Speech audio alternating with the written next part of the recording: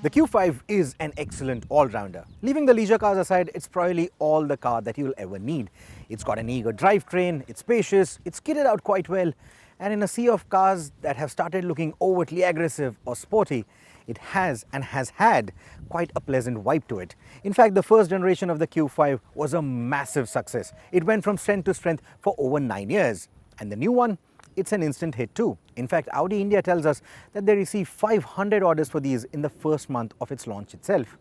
If you too have been eyeing for one, but the only thing that's holding you back is your wish to have better refinement, a punchier petrol performance, and of course cleaner emissions, then rejoice. It's time for you to schedule that test drive because the Q5 petrol is finally here.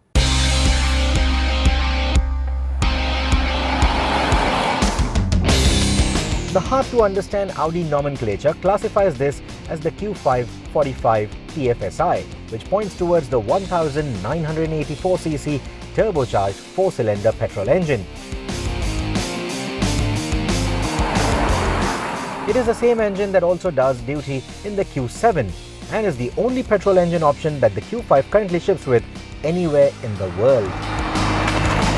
Marketing lingo terms this car as the most powerful and the fastest Q5 in production. That claim comes courtesy of the power output, which at 252 PS is identical to that of the Q7 petrol. Now this car is also lighter, which means that it gets better power to weight ratio. That also explains why the Q5 gets a 45 TFSI moniker compared to the 40 TFSI that you get on the Q7 petrol. That better power to weight ratio also means that this car has quicker acceleration. Audi claims a 6.3-second sprint from standstill to 100 km an hour, which is half a second quicker than the Q7 petrol. In our test, we managed a sprint in 6.8 seconds, which is about a second quicker than what we managed with the Q5 diesel. The engine is superbly refined throughout the rev range and a pleasant reminder of why we love petrol motors. It has a healthy torque output of 370 Newton meters, and thanks to turbocharging, all of it is delivered from as low as 1600 RPM, which is comparable to the torque output of the 2-litre diesel counterpart. That said, the Q5 does need a little bit of motivation to get off the mark when you compare it to the Q7 petrol. Now, that difference can be attributed to the fact that the Q7 employs a torque converter automatic transmission, which is quicker and smoother when it gets its roll on.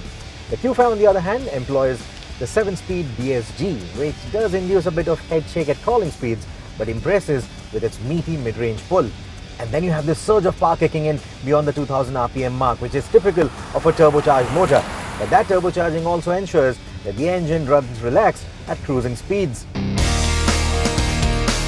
The gearbox is quick to react to part and full throttle inputs. Typical to a DSG, the shifts are smooth, precise and telepathic.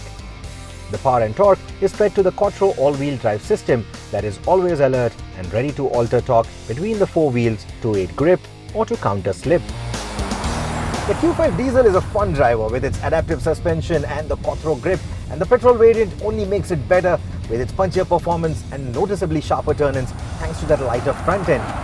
When you approach switchbacks or when you go a little too hot into the corners, you realize that there is a bit of vertical movement, but it's very predictive and never unnerving. And the confident dynamics of the car further complemented by the progressive brakes. The only fly in the ointment, as always, is that artificial steering feel. But that's something that you'll get used to and get over with time.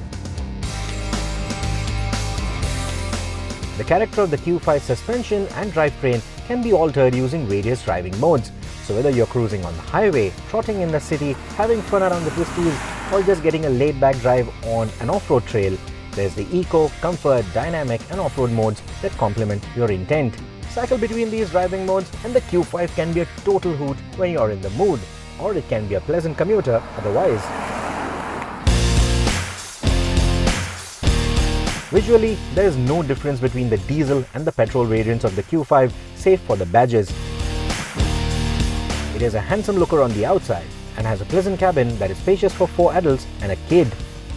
The kit, comprising of features like 3-zone climate control, the virtual cockpit instrumentation, a panoramic sunroof, wireless charging, smartphone interfaces, etc., and the safety features like ABS, EBT, ESC, 8 airbags, tire pressure monitoring, etc. is similar between both the variants too.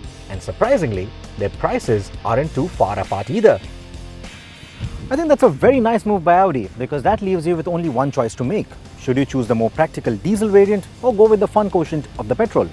Needless to say, I'm going to choose the latter.